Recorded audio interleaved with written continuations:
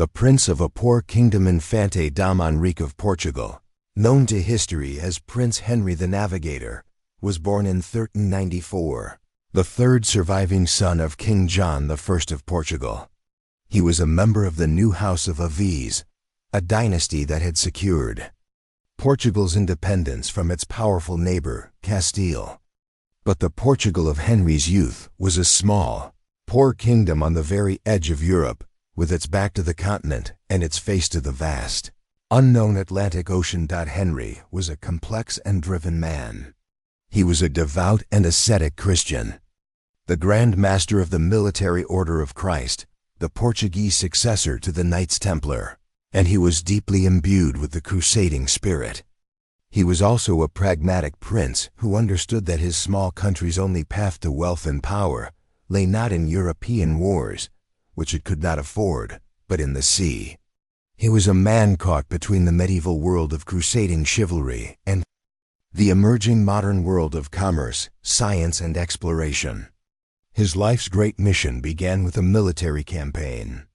In 1415, he and his brothers convinced their father to launch an attack on the great Muslim trading port of Ceuta on the North African coast, just across the Strait of Gibraltar. The capture of Ceuta was a great victory for the young prince. But more importantly, it was a revelation.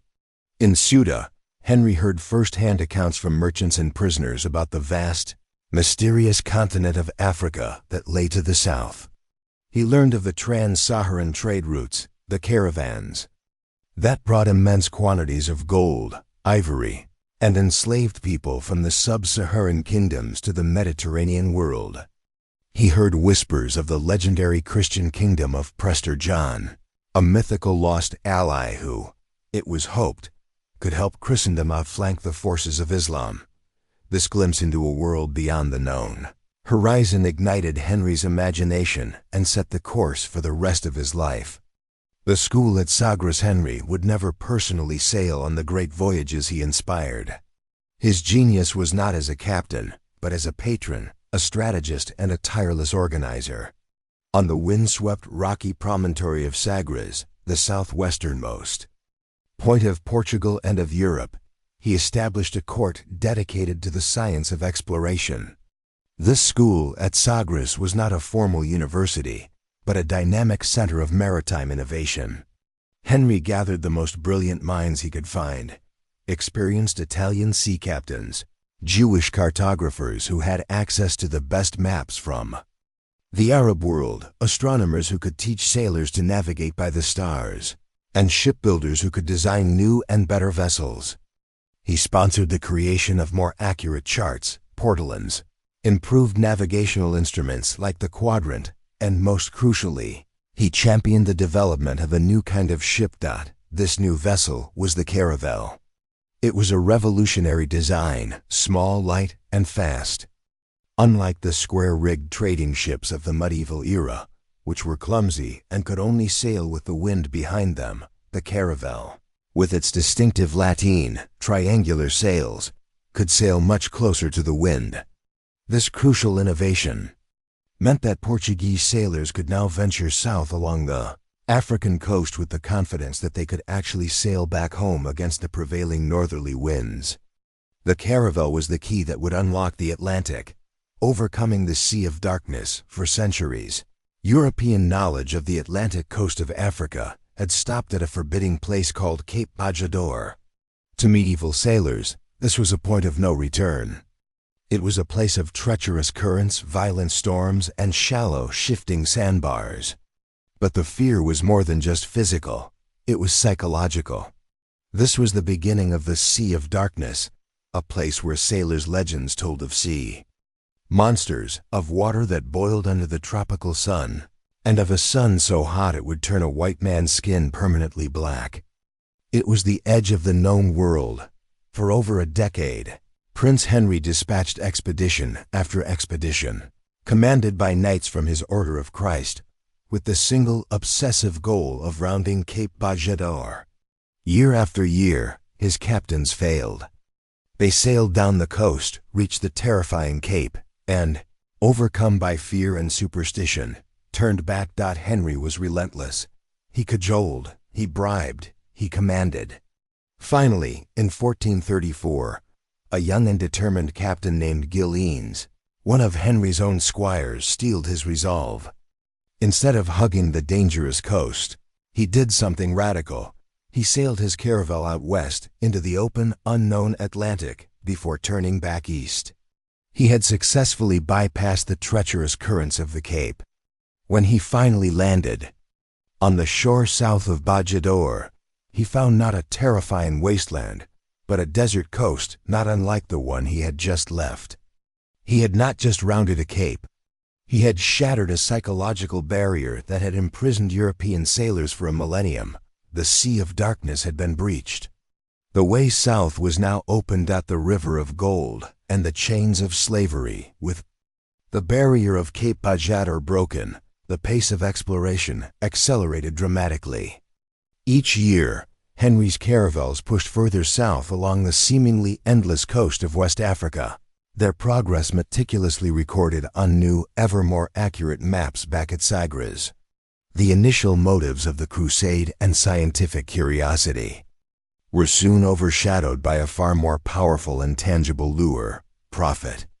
In 1441, one of Henry's captains returned with two commodities that would define the future of European-African relations: a small quantity of gold dust and, more ominously, the first African captives brought back to Portugal to be sold as slaves. The gold confirmed that the Portuguese had successfully bypassed the trans-Saharan Muslim traders, creating a direct sea route to the legendary gold-producing regions of West Africa, the River of Gold.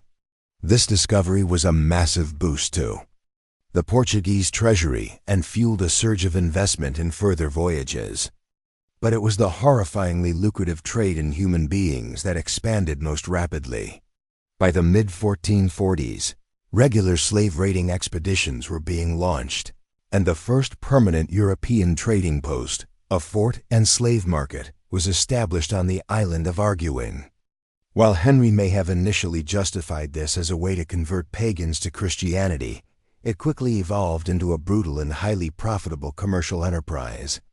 The Age of Discovery, which had begun with a crusading dream, was now inextricably linked to the dawn of the transatlantic slave trade.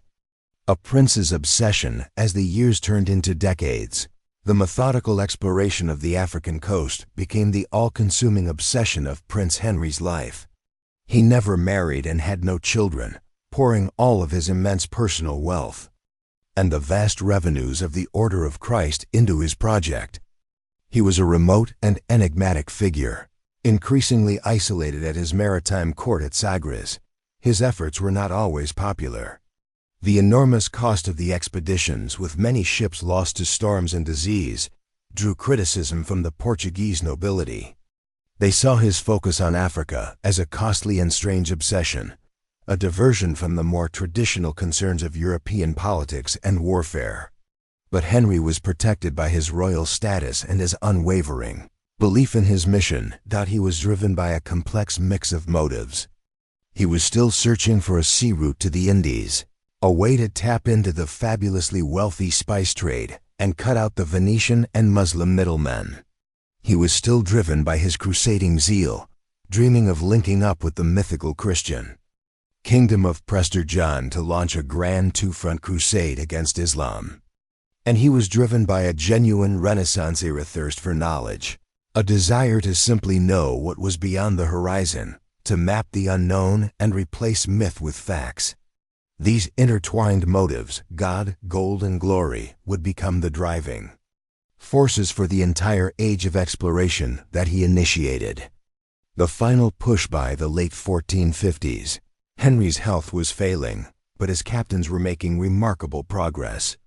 They had reached the shores of what are now Sierra Leone and Guinea, establishing regular trade in gold, ivory, pepper, and slaves. They had discovered and colonized the uninhabited archipelagos of Madeira and the Azores, transforming them into profitable sugar-producing colonies, a model that would later be horrifically replicated in the Americas. Henry knew he would not live to see his ultimate goal of reaching India.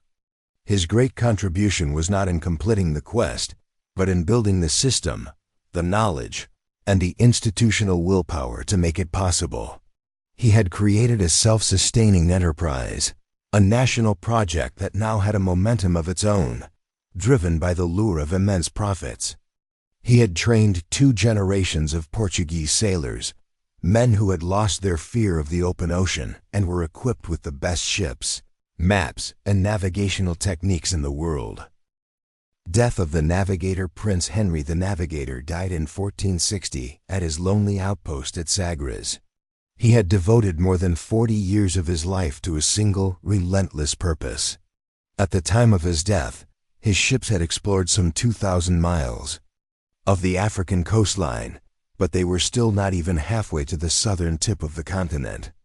To his critics, he might have seemed a man who had squandered a fortune on a quest he never completed. But history's verdict was different. Henry had laid the indispensable groundwork for all that was to come.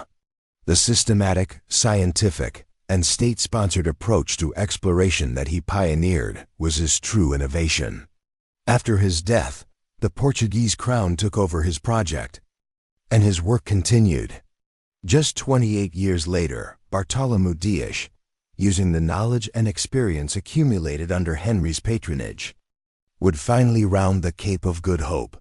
A decade after that, Vasco da Gama would complete the epic journey, reaching India and ushering in the age of the Portuguese global empire. The legacy of a double-edged sword. Prince Henry's legacy is immense and profoundly complex. He was the prime mover, the visionary who shattered the psychological barriers of the medieval world and launched Europe on its path to global dominance. The age of discovery he initiated would lead to an unprecedented exchange of goods, ideas, and technologies forever linking the far corners of the globe. However, this legacy is a double-edged sword. The same voyages that brought new knowledge and wealth to Europe also brought colonization, exploitation, and the horrors of the transatlantic slave trade. The navigational skills honed along the African coast would be the same skills that would later take Columbus to the Americas and other explorers across the globe, with devastating consequences for indigenous populations. Prince Henry, the ascetic and pious crusader, had unwittingly unleashed forces that would reshape the world, bringing both immense progress and unimaginable suffering. He remains a pivotal and controversial figure, the man who never sailed the open ocean but who from his lonely cliff set the course for the modern world.